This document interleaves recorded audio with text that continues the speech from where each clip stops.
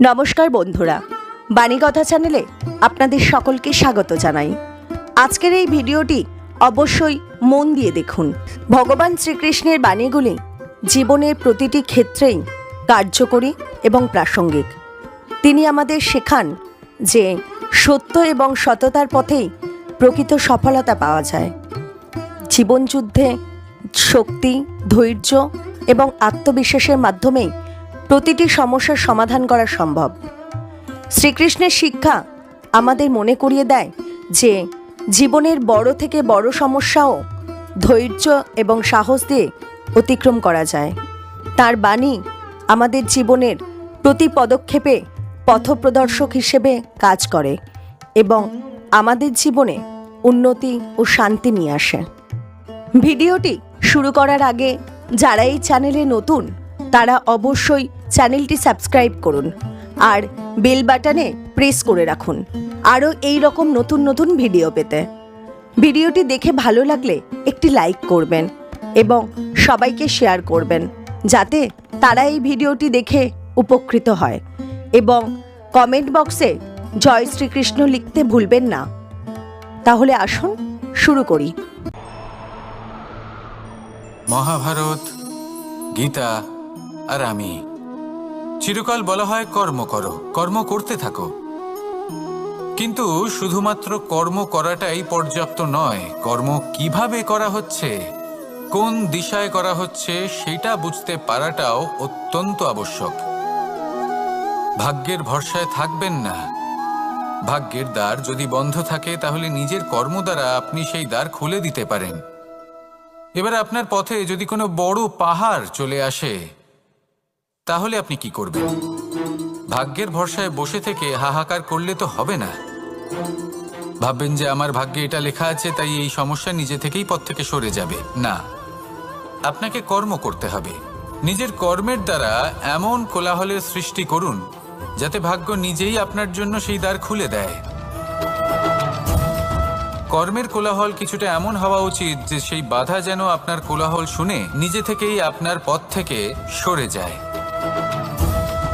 কর্ম করুন, কিন্তু এটা ভেবে কর্ম করুন যে কিভাবে আপনি কর্ম করছেন, কোন দিশাতে আপনি কর্ম করছেন।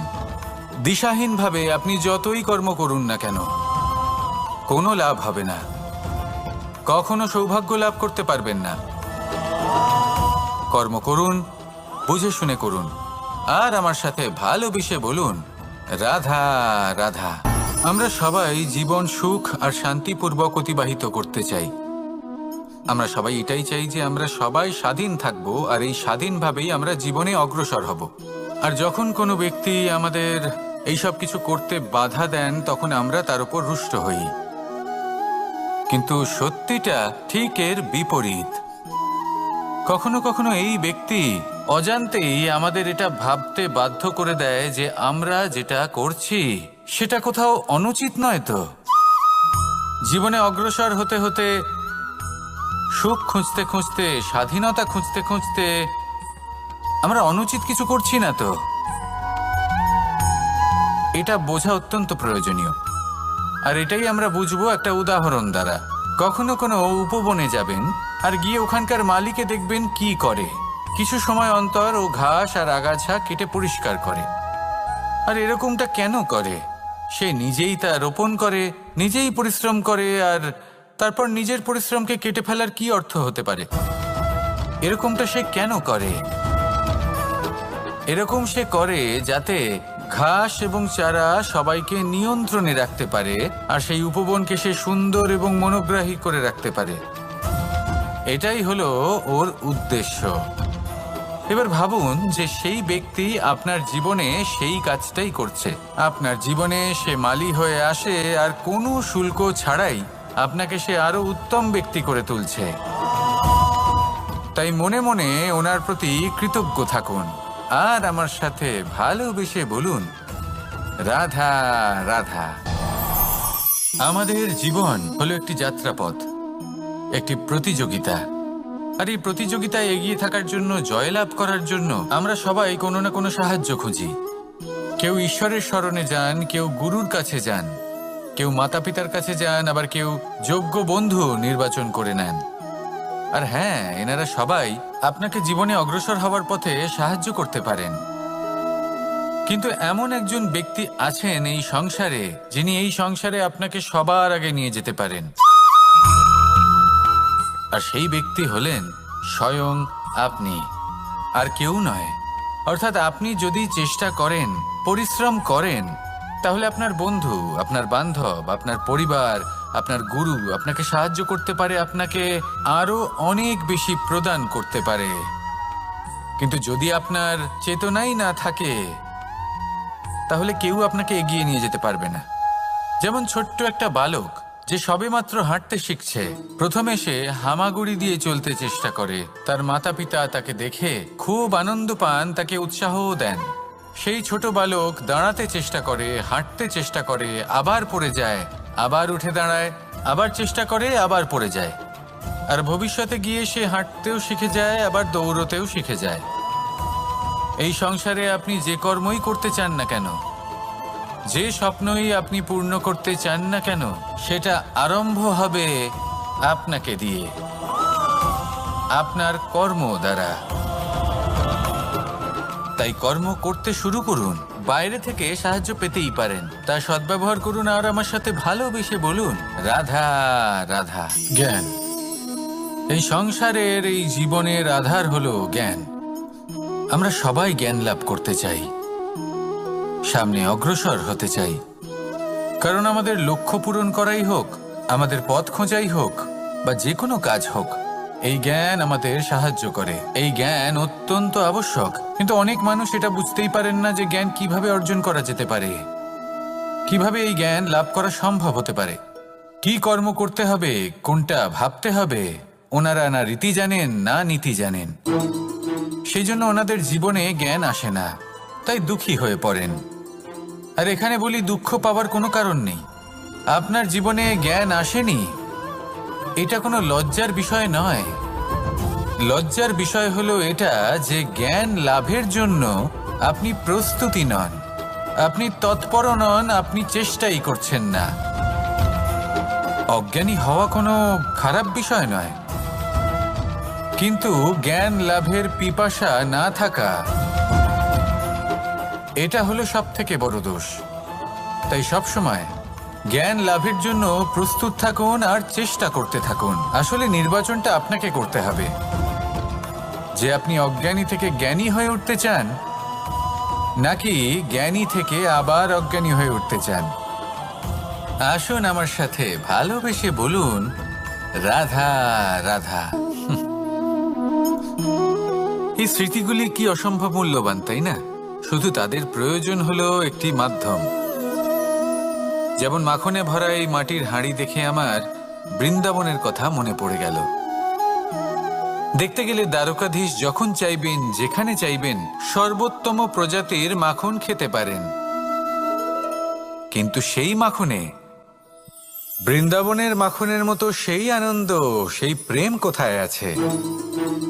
বৃন্দাবনে গোপীদের হাঁড়ি ভেঙে মাখন খাওয়া, বাড়িতে লুকিয়ে চুরিয়ে ঢোকা, পরিশ্রম করা, চুরি করে হাঁড়ি ভেঙে মাখন খাওয়া, তার মধ্যে যে আনন্দ ছিল,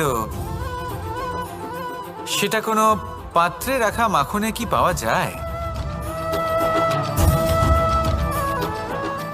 মায়ের বকা খাওয়া, মায়ের প্রেম অনুভব করা, ওনার হাত থেকে মাখন খাওয়া, যমুনার তটে বসে গোপীদের সাথে হাসি ঠাট্টা করা, রাধাকে উত্ত্যক্ত করা, বৃন্দাবনের স্মৃতিগুলি হলো অমূল্য।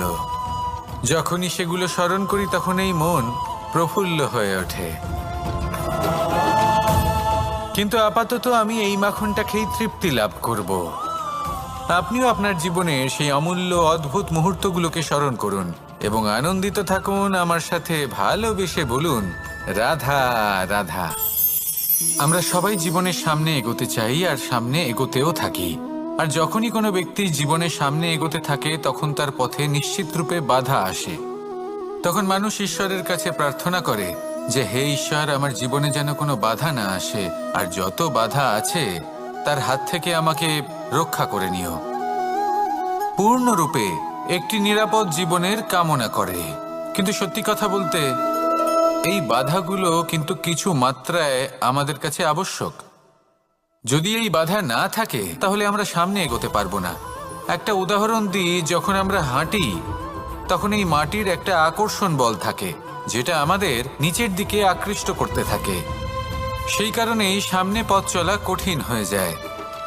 কিন্তু এই আকর্ষণ বলের কারণেই আমরা সামনে অগ্রসর হতে পারি, কারণ এই আকর্ষণ বল আমাদের ধরে রেখে দেয়।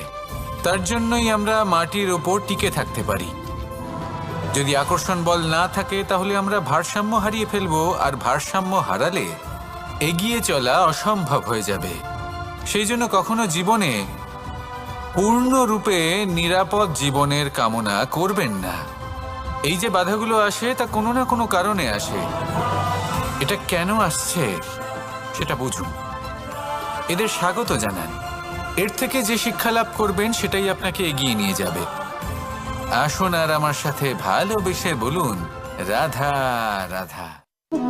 রাধা আমাকে বলে, কৃষ্ণ, যদি তুমি জানো যে নিয়তিতে কি আছে তাহলে তাকে বদলে দাও না কেন? মহাদেব আমাকে বলেন যে শ্রীকৃষ্ণ, যদি আপনি এটা জানেন যে সাম্বের নিয়তি এটাই, তাহলে আপনি তাকে বদলানোর চেষ্টা কেন করেন? কেন? কারণ আমি একজন পিতা, আর পিতার কর্তব্য এটাই, তিনি যেন সম্ভাব্য সব চেষ্টা করেন নিজের সন্তানের মঙ্গলের জন্য। নিয়তি আমি জানি, কিন্তু এটাও আমি জানি যে কর্মের থেকে বড় আর কোনো নিয়তি হতে পারে না। অভিজ্ঞতাও রয়েছে যে কর্মের হাতে নিয়তির এই চক্র বদলে যেতে পারে। তাই জীবনে যদি আপনার কখনো এমন মনে হয় যে এটা তো অসম্ভব, তখনও চেষ্টা করা কখনোই ছাড়বেন না। কে বলতে পারে আপনারই কর্মের কোনো এক বীজ হয়তো নিয়তির চাকায় আটকে গেল আর নিয়তিকে নিজের পথ পাল্টাতে হলো, ঠিক কি না? সেই জন্য নিয়তিকে ভাগ্য মেনে নিয়ে চুপ করে বসে থাকবেন না। নিজের নিয়তি স্বয়ং নিজের কর্মের দ্বারা নির্ধারিত করুন, কারণ আপনার এই কর্মের ওপরেই আপনার অধিকার রয়েছে। আর এই অধিকারকে নিয়তি অনেক সময় সম্মানও করে। তাহলে আসুন আর আমার সাথে ভালোবেসে বলুন, রাধা রাধা। শক্তি এক অত্যন্ত বিচিত্র বস্তু, বা বলতে পারেন অনুভূতি। পিতা সবসময় চান যেন তিনি তার শক্তি পুত্রকে সঁপে দিতে পারেন, যাতে সে শক্তিশালী হয়, যাতে তার মঙ্গল হয়। তার পুত্র সবসময় চায় যাতে সে পিতার সেই শক্তি লাভ করে, কিন্তু সেই শক্তি লাভ করার জন্য পুত্র হওয়া যথেষ্ট নয়, যোগ্য পাত্র হতে হয়। আসুন আপনাকে সহজে বোঝাই। যদি আপনি সুপাত্র হন আর আপনাকে শক্তি দেওয়া হয়, তাহলে আপনি সেই শক্তির গুরুত্ব বুঝবেন, কোথায় সেই শক্তি প্রয়োগ করা উচিত সেটা বুঝবেন। আর এটা যেহেতু অর্জন করা শক্তি হবে, সেই শক্তির অপব্যবহার হবে না। কিন্তু যদি এই আপনি কুপাত্র হন আর যদি আপনাকে এই শক্তি দেওয়া হয়, তাহলে কি হবে? দেখতে গেলে এই শক্তি আপনি দান হিসেবে পেয়েছেন, তাই না আপনি এই শক্তির গুরুত্ব বুঝবেন আর না এর প্রয়োগ আপনি জানবেন। তার অপব্যবহার হওয়া সুনিশ্চিত। তাই যদি আপনি কোনো শক্তি অর্জন করতে চান, তাহলে আগে তার যোগ্য হয়ে উঠুন। পুত্র নয়, পাত্র হয়ে উঠুন। আর আমার সাথে ভালোবেসে বলুন, রাধা রাধা। কথায় আছে, প্রত্যেক পুত্র তার পিতার প্রতিচ্ছবি হয়, আর সমস্ত প্রতিচ্ছবি চায় যেন সে তার অস্তিত্ব প্রাপ্ত করতে পারে। পুত্র চায় সে যেন তার পিতার মতো হয়, বা কখনো কখনো তার থেকেও শ্রেষ্ঠ হয়। সেটা কোনো অনুচিত ব্যাপার নয়। অনুচিত তখন হয় যখন পুত্র নিজের পিতার মতো হবার স্বপ্ন পূরণ করতে গিয়ে বা তার থেকেও শ্রেষ্ঠ হওয়ার স্বপ্ন পূরণে অনুচিত পথের আশ্রয় নেয়। কারণ তারপরে সে তার পিতার গুণগুলি আত্মসাৎ করতে চায় না। সে শুধুই এটা চায় যে সংসারের চোখে যেন আমি শ্রেষ্ঠ প্রমাণিত হই। এটা অনুচিত। সংসারে এমন অনেক মানুষ আছেন যারা এই কারণে শ্রেষ্ঠ হওয়ার চেষ্টা করেন যাতে তার পরিবারের তার পিতার সম্মান বৃদ্ধি পায়। এমনও মানুষ থাকেন, আর এটাই হলো পার্থক্য উদ্দেশ্যের। মনে রাখবেন, যদি আপনার উদ্দেশ্য শুভ হয় তাহলে পথও শুভ হবে। যদি আপনার উদ্দেশ্য অশুভ হয় তাহলে পথও অশুভ হবে। তাহলে নিজের পিতার মতো হবার চেষ্টা অবশ্যই করুন, তার থেকেও শ্রেষ্ঠ হওয়ার চেষ্টা অবশ্যই করুন, কিন্তু মনে রাখবেন আপনার সংকল্প আর আপনার উদ্দেশ্য এই দুই শুভ হওয়া উচিত।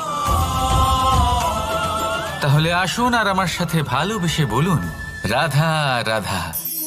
শক্তি শক্তি অর্জন করা এতটা কঠিন নয় যতটা শক্তি লাভ করার পরে সেই শক্তি সামলানো কঠিন হয়। কারণ যেই মানুষ শক্তি লাভ করে তার মনে গর্ববোধ জন্মায়, জন্মায় অহংকার, জন্মায় জেদ। তাই শক্তি প্রাপ্ত করার সাথে বিনম্র থাকাও অত্যন্ত আবশ্যক। আর এটা আমাদের শেখা উচিত বৃক্ষের থেকে। বৃক্ষ যা আমাদের ফল দেয়, বৃক্ষ যা যত ফল দেয় ততটাই ঝুঁকে যায়। আমরা পাথর মারি ওই বৃক্ষের থেকে ফল প্রাপ্ত করার জন্য। সেই পাথরের মার সহ্য করেও বৃক্ষ আমাদের ফল দেয়। কোনো গর্ববোধ নেই, কোনো অহংকার বোধ নেই। আর সেই জন্য এই বৃক্ষের পুজো করা হয়। এটাই হলো মাহাত্ম্য শক্তির সাথে বিনম্রতার। যদি এই শক্তি সৃজন করে থাকে, সাহায্য করে থাকে, সম্বল হয়ে থাকে, তবেই সেই শক্তি উপযুক্ত। আর নয়তো সেই শক্তি একদিন আপনাকে আসক্ত অবশ্যই করবে। তাহলে শক্তি অবশ্যই অর্জন করুন, কিন্তু তার সাথে সেই শক্তি সামলানোর মতো বিবেকও আপনাকে অবশ্যই জাগ্রত করতে হবে। তাহলে আসুন আমার সাথে ভালোবেসে বলুন, রাধা রাধা।